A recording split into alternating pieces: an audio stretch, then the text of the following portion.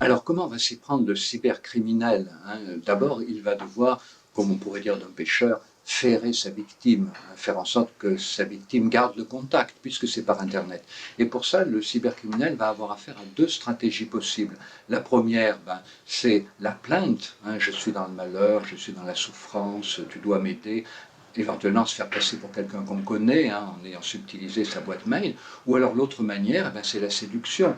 Tu es beau, tu es belle, tu es tellement sympathique, tu fais des choses tellement intéressantes sur Internet. Oh, c'est formidable, j'ai envie d'être ton ami, j'ai envie de te rencontrer, hein. Et ces deux manières, évidemment, vont être organisées par le cybercriminel selon la réceptivité, hein, selon la sensibilité. Le cybercriminel peut commencer par gémir, et puis après séduire, ou commencer par séduire, et après gémir. Mais dans tous les cas, le but, hein, c'est, comme on pourrait dire d'un pêcheur, de ferrer la victime. Et quand la victime est ferrée, eh bien, les messages vont devenir de plus en plus nombreux, de plus en plus pressants. Il va être de plus en plus difficile pour la victime de comprendre ce qui se passe. Elle va être de plus en plus prisonnière, hein, de ce système, avec toujours la difficulté de dénoncer ce qu'elle vit, parce qu'elle peut avoir l'impression que finalement, elle aurait dû s'y prendre plus tôt, ou que peut-être cette personne n'est pas si mal intentionnée que ça, hein. Le cybercriminel va jouer sur la confusion, en d'autres termes. Il va produire de la confusion dans l'esprit de la victime, et la victime ne saura plus très bien si elle est victime ou pas, et de ce fait-là, elle risque de se laisser victimiser très loin.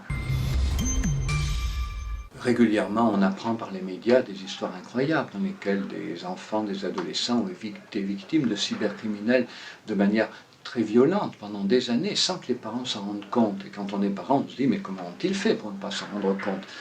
Il faut savoir que c'est très difficile de s'en rendre compte parce que de toute façon une grande partie de la vie de nos enfants nous échappe, hein. Ils ne nous parlent pas de ce qui se passe pour eux à l'école très souvent, encore moins de ce qui peut se passer quand ils vont sur Internet sans nous le dire, dans notre dos. Et donc du coup, le seul moyen pour des parents, hein, de repérer ces situations, c'est d'avoir un contact quotidien avec leur enfant autour de ce qu'il fait sur Internet, ne jamais perdre le contact, ne jamais rater un échange possible autour d'un film que l'enfant voit, autour d'une émission de télé, parce que c'est parce qu'il nous parle d'un film ou d'une émission de télé qu'il va pouvoir un jour nous parler de cyberharcèlement. Et pour ça, c'est très important que les parents organisent tous les jours un moment d'échange. Le repas du soir est peut-être le meilleur moment pour ça, à condition évidemment de le prendre sans télévision, ni téléphone mobile, ni tablette, ni illustré, voilà, pour en faire un moment d'échange familial. De façon générale d'ailleurs, en famille, rien ne vaut la confiance mutuelle et partagée, hein.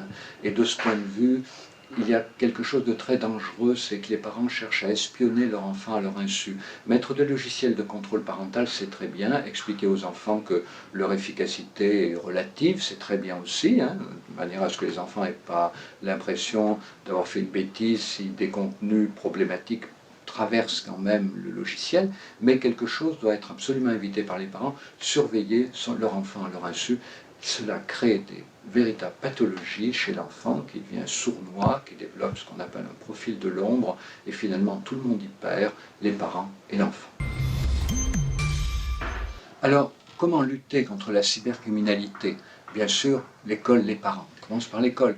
Alors, vous savez, à l'école, il y a 20 ans, on parlait d'éducation aux images. Maintenant, il faut parler d'éducation aux médias. Pour les enfants, d'ailleurs, de classe élémentaire, l'Académie des sciences a créé un petit livret très utile qui s'appelle Les écrans, le cerveau et l'enfant. Mais en collège, il y a beaucoup d'occasions aussi, bien évidemment, hein, d'expliquer aux enfants comment fonctionne Internet, ses avantages et ses dangers.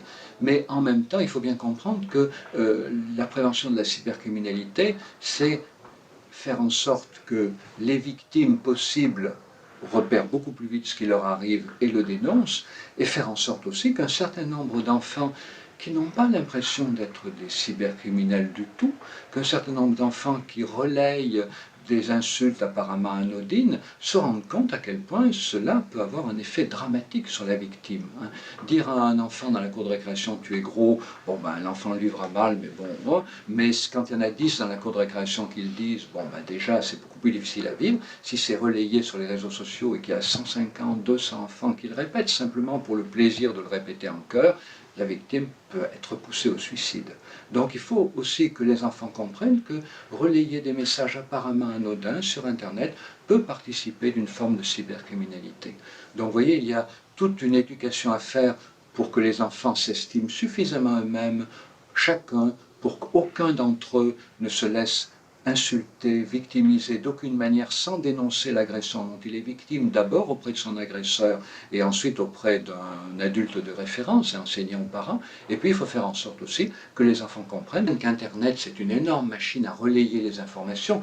Alors relayer les informations pour le meilleur, parce que ça nous permet de bénéficier de multiples sources d'informations sur un même événement, mais relayer les informations pour le pire quand un groupe d'enfants répète en chœur quelque chose de moyennement blessant, mais qui une fois relayé peut atteindre gravement un camarade.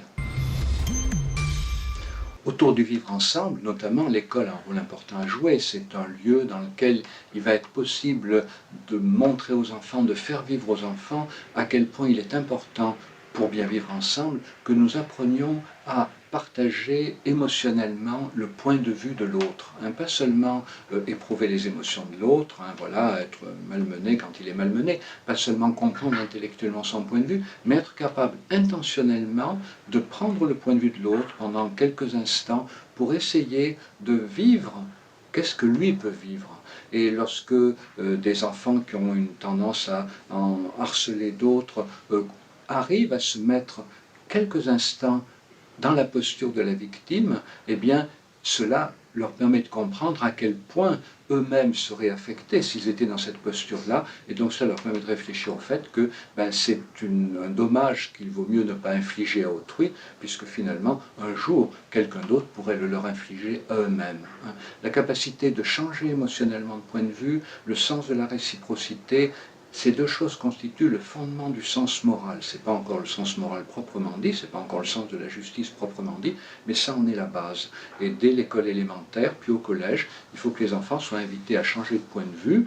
Ça peut se faire dans des controverses, des échanges, des débats, ça peut se faire dans du jeu théâtral, ça peut se faire dans du jeu de rôle, mais la capacité de changer de point de vue et le sens de la réciprocité sont vraiment deux richesses que l'école doit développer chez tous les enfants.